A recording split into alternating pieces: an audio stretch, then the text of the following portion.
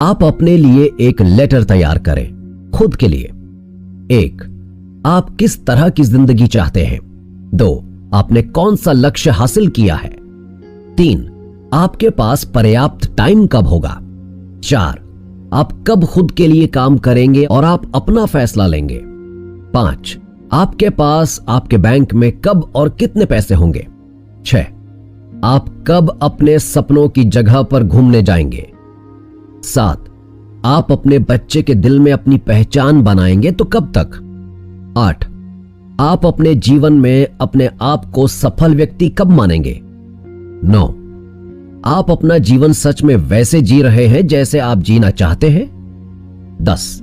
आप अपने जीवन को सही दिशा में ले जाना चाहते हैं तो अभी आप किधर जा रहे हैं। ये हैं आपके 10 सवाल जो आपको खुद के लिए तैयार करने हैं। दोस्तों, जीवन एक यात्रा है, मंजिल नहीं।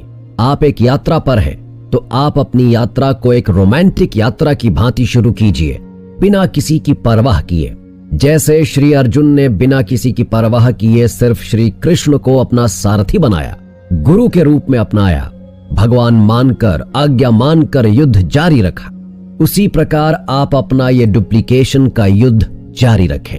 दोस्तों, अपनी टीम में आप मन को शांत करके डुप्लीकेट लीडर तैयार करें। दोस्तों, आइए अब हम डुप्लीकेशन के ऊपर एक मोटिवेशनल कहानी पढ़ते हैं। एक बार एक कवि हुआ करता था। उसकी माली हालत इतनी खराब हुई कि घर में खाने के लाले पड़ गए। इसी कारण उसने महल में जाकर राजा से मदद मांगने का फैसला किया। राजा के बुलाए जाने पर उसने अपनी कविताएं पढ़नी शुरू कर दी। राजा बहुत प्रसन्न हुआ और उसने कवि से अपना इनाम मांगने के लिए कहा। कवि ने मोहरों से सजे शतरंज की तरफ इशारा करते हुए कहा, महाराज, अगर आप पहले खाने में चावल का 1 दाना रखें और हर खाने में उसे 2 गुना करते जाएं तो मैं समझूंगा कि मुझे मेरा इनाम मिल गया। बस इतना ही? राजा ने पूछा। चावल का सिर्फ 1 दाना और सोना, चांदी, हीरे, जवाहरात कुछ नहीं? जी हां महाराज, कवि ने कहा। राजा ने आदेश दिया तो फिर ऐसा ही हुआ। दरबारियों ने चावल के दाने रखने शुरू कर दिए। पहले खाने में 1, दूसरे में 2, तीसरे में 4, चौथे में 8, इस तरह वो रखते गए। जब 10वें खाने में चावल रखने की बारी आई तो उन्हें चावल के 512 दाने रखने पड़े। 20वें खाने तक संख्या बढ़कर 5,24,288 हो गई। आधे हिस्से तक आते आते 32वें खाने में चावलों के दानों की गिनती 214,74,83,648 हो गई। जल्द ही गिनती अरबों खरबों में पहुंच गई। आखिरकार अभागे राजा को अपना पूरा राजपाठ उस चतुर कवि को सौंपना पड़ा और इसकी शुरुआत चावल के सिर्फ 1 दाने से हुई थी। कहानी की सीख, चक्रवृद्धि की ताकत को कम नहीं आंकना चाहिए। इसी तरह जब नेटवर्क मार्केटिंग में अपने जैसे लोगों को तैयार किया जाता है तो एक दिन ये टीम लाखों में परिवर्तित हो जाती है। इसी को डुप्लीकेशन की पावर बोलते हैं। होमवर्क। दोस्तों, आपका इस अध्याय में होमवर्क है कि आप कम से कम अपने 10 से 20 ऐसे लीडर के नाम लिखें आप जिनके साथ साथ चल सकें और आप अपने फोन में सेल्फ टॉक रिकॉर्ड करके सुने। अपने जैसे 10 लीडर तैयार करें। यह होमवर्क पहले करें, फिर उसके बाद अगले वाले अध्याय में जाएं। अगला अध्याय बहुत ही मजेदार और ज्ञान भरा अध्याय है। दोस्तों, यकीन करें कि आप वाकई बहुत ही ज्यादा अपने परिवार से प्यार करते हैं और आप अपने आप को बहुत पसंद करते हैं। इसलिए कहावत है, जहां चाह है वहां राह है। अध्याय 5 के श्लोकों का हिंदी अनुवाद इस प्रकार है। 1. अर्जुन ने कहा, हे कृष्ण, पहले आप मुझसे कर्म त्यागने के लिए कहते हैं और फिर भक्ति पूर्वक कर्म करने का आदेश देते हैं। क्या आप अब कृपा करके निश्चित रूप से मुझे बताएंगे कि इन दोनों में से कौन सा अधिक लाभप्रद है? 2. श्री भगवान ने उत्तर दिया, मुक्ति के लिए तो कर्म का परित्याग तथा भक्ति में कर्म दोनों ही उत्तम है, किंतु इन दोनों में से कर्म के परित्याग से भक्ति युक्त कर्म श्रेष्ठ है। 3. जो पुरुष न तो कर्म फलों से घृणा करता है और न कर्म फल की इच्छा करता है, वह नित्य सन्यासी जाना जाता है। हे महाबाहु अर्जुन, ऐसा मनुष्य समस्त द्वंद्वों से रहित होकर भव बंधन को पार कर पूर्णतया मुक्त हो जाता है। 4. अज्ञानी ही भक्ति को भौतिक जगत के विश्लेषणात्मक अध्ययन से भिन्न कहते हैं। जो ज्ञानी है वह कहते हैं कि जो इनमें से किसी एक मार्ग का भली भांति अनुसरण करता है वह दोनों के फल प्राप्त कर लेता है। 5. जो यह जानता है कि विश्लेषणात्मक अध्ययन द्वारा प्राप्य स्थान भक्ति द्वारा भी प्राप्त किया जा सकता है, और इस तरह से जो सांख्य योग तथा भक्ति योग को एक समान देखता है वही वस्तुओं को यथा रूप में देखता है। 6. भक्ति में लगे बिना केवल समस्त कर्मों का परित्याग करने से कोई सुखी नहीं बन सकता, परंतु भक्ति में लगा हुआ विचारवान व्यक्ति शीघ्र ही परमेश्वर को प्राप्त कर लेता है। 7. जो भक्ति भाव से कर्म करता है, जो विशुद्ध आत्मा है और अपने मन तथा इंद्रियों को वश में रखता है, वह सबको प्रिय होता है और सभी लोग उसे प्रिय होते हैं। ऐसा व्यक्ति कर्म करता हुआ भी कभी नहीं बंधता। 8 व 9.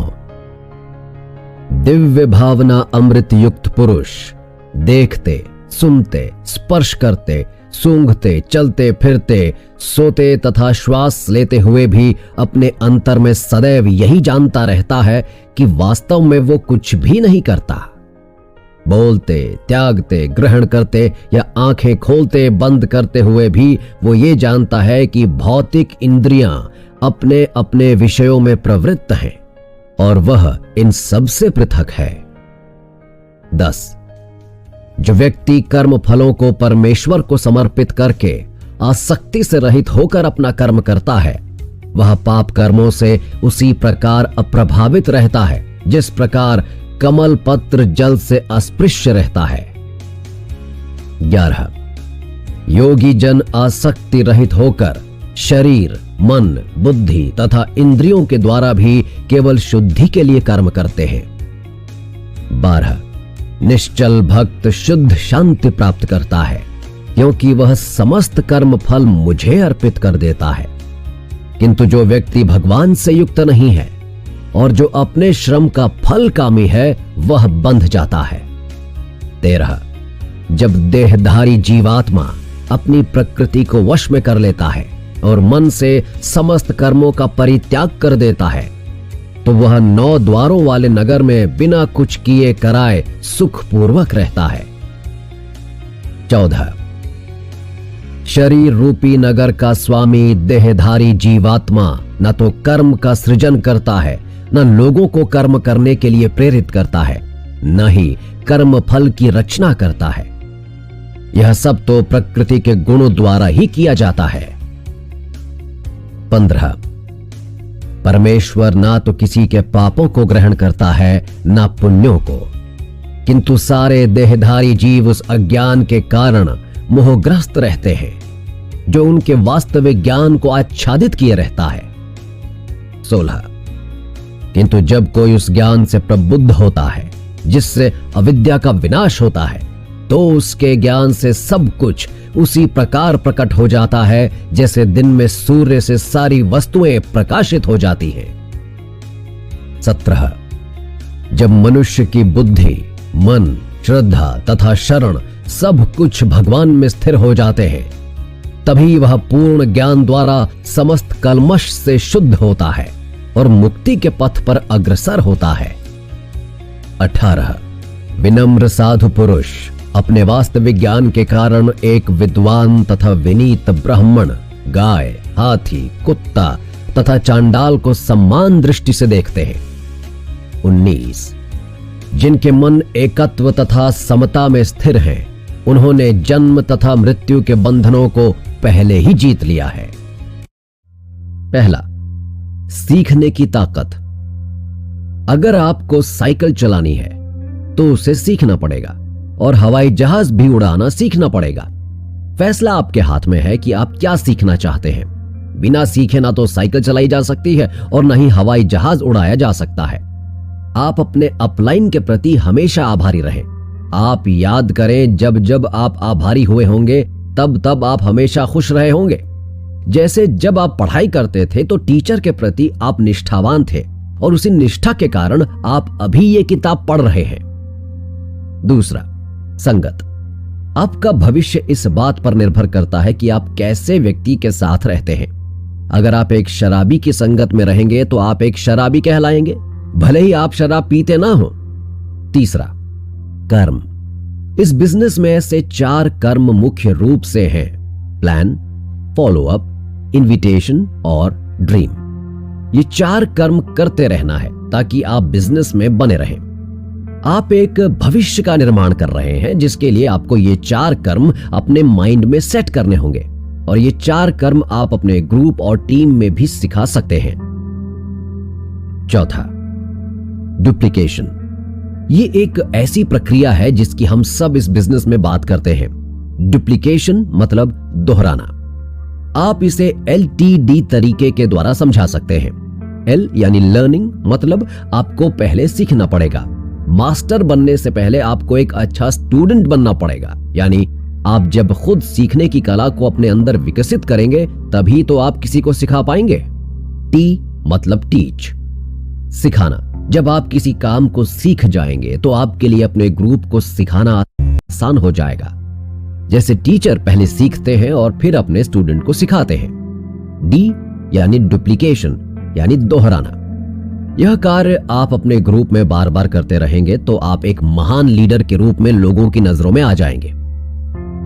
पांचवा, यह बिजनेस जो दे सकता है, मेरा दावा है, वो और कहीं नहीं मिल सकता है। जैसे आर्थिक स्वतंत्रता, पैसे की आजादी, व्यक्तिगत विकास, आपके अंदर बदलाव, आत्मविश्वास यानी आपके अंदर की शक्ति, स्वाभिमान भरा जीवन यानी खुद की नजर में सफल, खुद के मालिक यानी किसी के नौकर नहीं, नेतृत्व कला, दूसरों को आगे ले जाने की कला, लोगों के साथ अच्छा रिश्ता, सामाजिक रिश्ते में सम्मान पाना। छठा, हर किसी की नजर में आप हीरो हो सकते हैं क्योंकि आप ही ऐसे इकलौती व्यक्ति हैं जो अपने भले से पहले अपनी टीम के बारे में सोचते हैं। दोस्तों, आप बस अपने कर्म पर ध्यान दीजिए, बाकी फल स्वयं परमात्मा ही देगा। जैसे आपने पहले अध्याय में पढ़ा, आप सिर्फ कर्म करें। यहां पर मैं कर्म के ऊपर एक कहानी बता रहा हूं। एक गांव में एक व्यक्ति रहता था जिसका काम चोरी करना था। वो चोरी करने में इतना एक्सपर्ट था कि वो व्यक्ति कभी पुलिस के हाथ नहीं आया।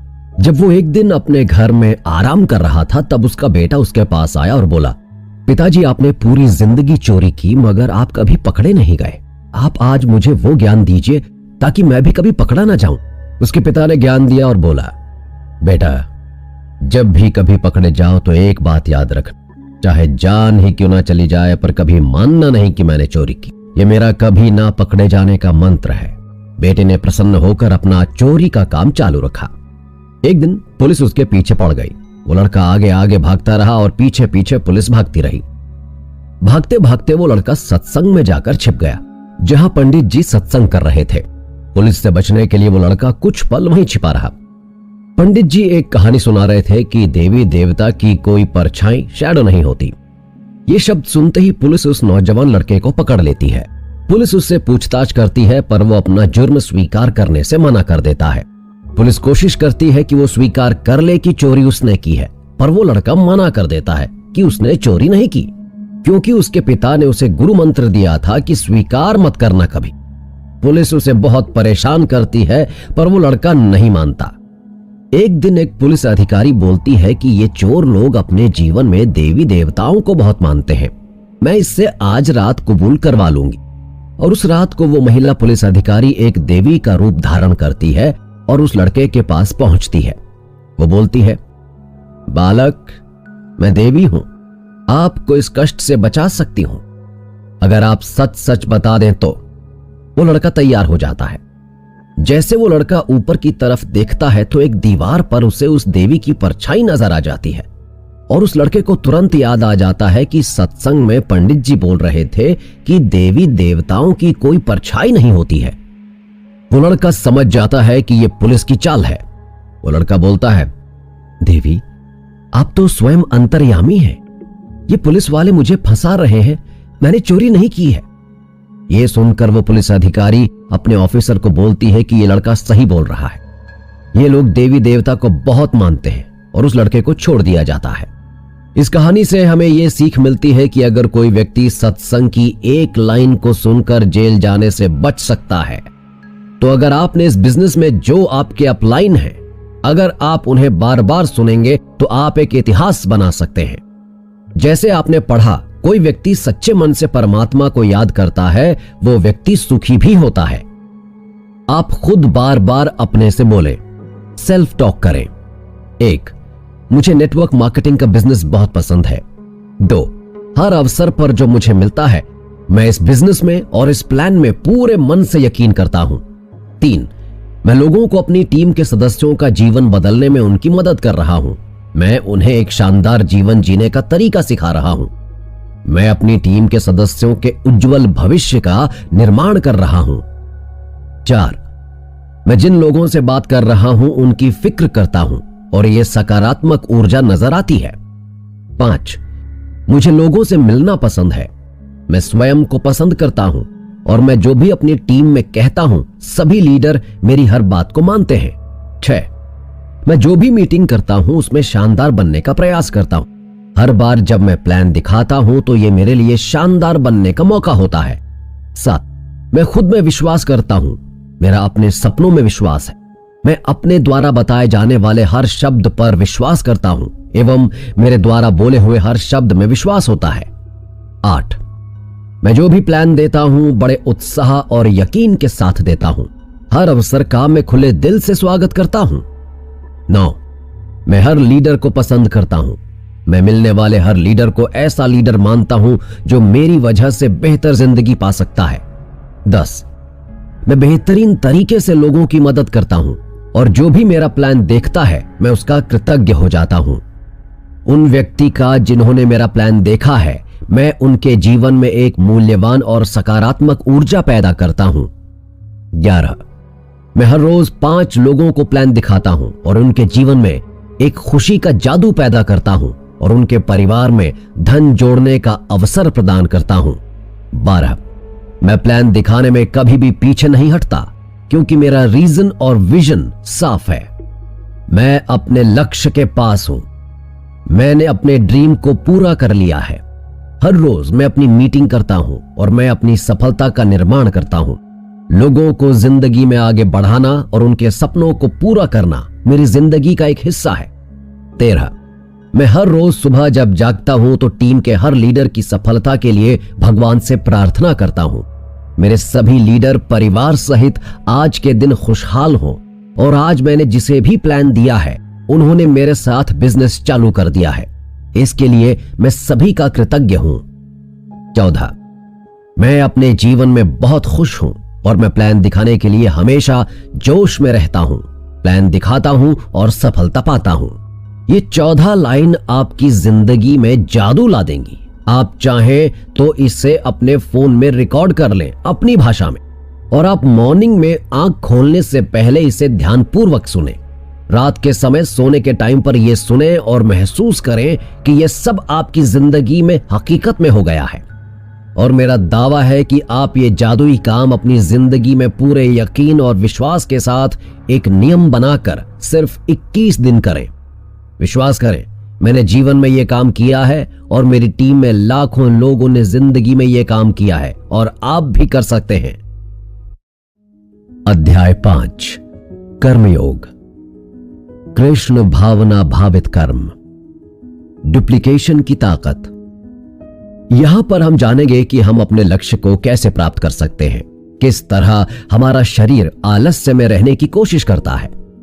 भाग 1। अर्जुन बोले, हे श्री कृष्ण, मैं अभी भी यह नहीं समझ पा रहा हूं कि मेरे लिए कर्म ज्यादा अच्छा है या सन्यास। श्री कृष्ण बोले, देखो अर्जुन, भले ही सन्यास और कर्म 2 अलग अलग रास्ते हैं, लेकिन दोनों की मंजिल एक ही है और वह है भगवान। जो व्यक्ति अपने मन को भटकने नहीं देता, जो कर्म करके ये समझता है कि कर्म उसने नहीं बल्कि परमात्मा ने किया है, जो हर जीव जंतु को उसी परमात्मा का हिस्सा मानता है, वह मनुष्य मरने के बाद परमात्मा में मिल जाता है। महान व्यक्ति कोई भी काम खुद को पवित्र करने और दूसरों का कल्याण करने के लिए ही करते हैं। परमात्मा कभी भी किसी मनुष्य को बुरा काम करने के लिए प्रेरित नहीं करता है, बल्कि लोग स्वयं ही अपने लोभ और क्रोध में आकर वे सारे काम करते हैं और वे स्वयं ही बुरे कर्म करने के साथ साथ बुरे फलों का निर्माण करते हैं। मैं तो उनका फल उन्हीं को वापस लौटा देता हूं। इस देह को चाहे कितना ही सुख दे दो, इस देह की इच्छा कभी भी पूरी नहीं होती है। इसलिए अर्जुन, तेरे जैसे मनुष्य को इच्छा में मन नहीं लगाना चाहिए। इस संसार में असली योगी वह है जिसने अपने शरीर के नाश होने से पहले अपने क्रोध का नाश कर दिया है, जो संपूर्ण प्राणियों का हित करता है, जिसका मन किसी कर्म में नहीं बंधता, वह अपने मन को एक जगह लगाकर परमात्मा को याद करता है। वही व्यक्ति सुखी भी है और भगवान के सहित सभी को प्यारा भी है। हे अर्जुन, ये इंद्रियां, मन, बुद्धि, इच्छा, आशा, डर एवं क्रोध ही तेरे दुश्मन हैं। इसका त्याग कर, भाग दो। दोस्तों, हमारा शरीर हमेशा आराम में रहना चाहता है, क्योंकि अगर उसमें आत्मा ना हो तो शरीर एक निर्जीव चीज है। लेकिन हम लोग ये सोचते हैं कि ये मेरा शरीर है, ये मेरी आंख है, ये मेरा हाथ है, ये मेरा पैर है, ये मेरा पेट है, और अब मेरा शरीर सोने के लिए बोल रहा है। इसका मतलब यह है कि आपका शरीर आपकी बुद्धि पर भारी पड़ गया है। इसलिए आपको यह समझना पड़ेगा कि आप आत्मा हो और आप इस शरीर को अपनी बुद्धि से जैसे चलाना चाहो वैसे चला सकते हो। दोस्तों, जो रास्ता भगवद गीता में बताया गया है वह रास्ता परमात्मा से मिला ही देता है। अगर आप इन सब बातों को अपने जीवन में उतारेंगे तो आप अपने जीवन के सारे लक्ष्य प्राप्त कर ही लेंगे।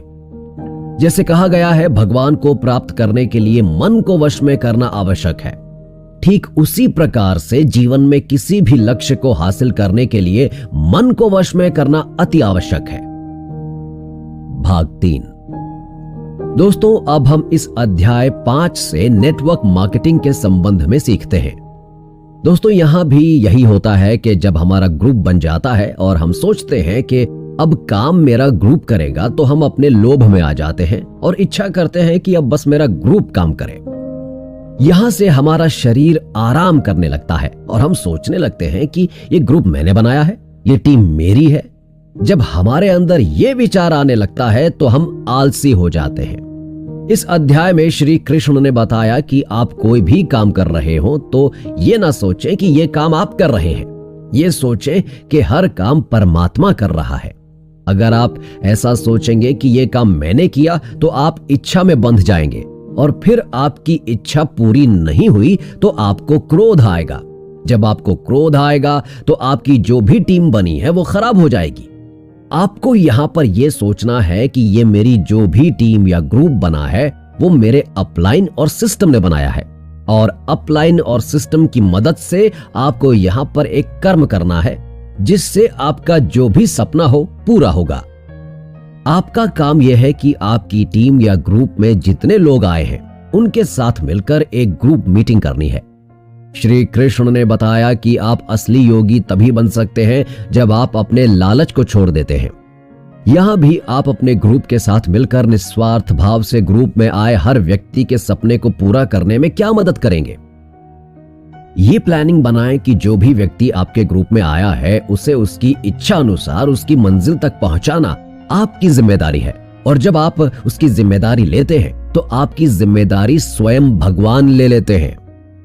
अगर आप यहां पर अपने शरीर के आराम के लिए सोचने लग गए तो आपकी टीम सही गाइडलाइन में नहीं रहेगी, तो आप कर्म यानी बुरा कर्म करने लगेंगे तो आपको फल भी वैसा ही मिलेगा।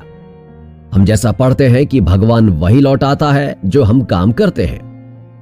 अगर आप कोई भी वृक्ष लगाते हैं, जैसे कि आप आम का वृक्ष लगाएंगे तो आपको आम ही मिलेंगे, और अगर आप नींबू का वृक्ष लगाएंगे तो आपको नींबू ही मिलेंगे। आइए दोस्तों, अब हम समझते हैं कि ग्रुप मीटिंग में आपको क्या करना है। ग्रुप मीटिंग अर्थात सामूहिक मीटिंग। ग्रुप मीटिंग किसी लीडर द्वारा आयोजित की जाती है। ग्रुप मीटिंग का समय, अवधि व मानदंड आदि कुछ भी निश्चित नहीं होता। सब कुछ आवश्यकता के अनुसार ही तय होता है। ये एक सामान्य मीटिंग है जो ग्रुप लीडर द्वारा किसी निश्चित उद्देश्य की प्राप्ति के लिए की जाती है, जैसे कंपनी की कोई टारगेट स्कीम अपने ग्रुप में प्रमोट करने के लिए, ग्रुप के सदस्यों को प्रोत्साहित करने के लिए, सिस्टम की बातें जैसे ड्रीम, लिस्ट, आमंत्रण, कोर तथा प्लान कैसे ले इत्यादि सीखने के लिए। सिखाने के लिए मीटिंग करने से पहले मीटिंग में होने वाली एक्टिविटी को अपलाइन से पूछकर उनकी गाइडलाइन में करना चाहिए। ये मीटिंग आप चाहे तो किसी लीडर के घर पर, किसी होटल के मीटिंग हॉल में जहां वातावरण शांत हो, किसी तरह की रोक टोक ना हो, वहां कर सकते हैं। इस मीटिंग को 2-3 अलग अलग ग्रुप के लीडर के साथ मिलकर भी किया जा सकता है। 1. आपकी अपनी टीम के लिए 21 दिन के जरूरी काम जो करने हैं। आपको अभी से सबसे पहले यह करना है कि आप अपनी कंपनी का जो भी प्रोडक्ट है उसे पहले अपने घर में इस्तेमाल करें और बाहर यानी मार्केट के प्रोडक्ट बिल्कुल बंद करें और सिस्टम में बताई गई किताब को अपने जीवन का हिस्सा बना लें। इस धरती पर जो भी व्यक्ति महान बने हैं वे सभी किताबों के माध्यम से बने हैं। सिस्टम में जो आपके अपलाइन ने सीडी या किताब या वीडियो देखने के लिए बोला है वो जरूर देखें, वरना वीडियो तो करोड़ों है, उससे क्या होगा। आप अपने दिल के करीब वाला सपना लिखें और हो सके तो फोटो के साथ अपनी दीवार पर चिपका दें। आप अपनी डायरी साथ रखें और उस डायरी में कम से कम 250 लोगों के नाम लिखे होने चाहिए। फिर आप अपने अपलाइन के साथ अपने घर में हर हफ्ते मीटिंग का आयोजन करें। फिर इस मीटिंग में आप स्वयं प्लान दें जिससे आपका सकारात्मक नजरिया बरकरार रहेगा। और आपने जहां मीटिंग रखी है वहीं एक कोने में आप अपनी कंपनी के जितने हो सके उतने प्रोडक्ट रखें ताकि आपके घर में जो व्यक्ति आए वो उन प्रोडक्ट को देखे और हाथ में लेकर महसूस करे। अगर आप इस तरह से नियम के अनुसार काम करते हैं तो आपके बिजनेस में 4 चांद लग जाएंगे। यहां पर मैं आपको एक कहानी बताना चाहूंगा जो आपके सही निर्माण में मदद करेगी। एक बार की बात है, एक व्यक्ति के 4 बेटे थे और वृद्धावस्था में वो व्यक्ति जब अपनी जिंदगी के आखिरी दिन गिन रहा था, मतलब कि वो व्यक्ति मरने वाला था, तब वो व्यक्ति अपने 4 बेटों को एक साथ बुलाता है और 4 बेटों को एक एक लकड़ी लाने के लिए कहता है।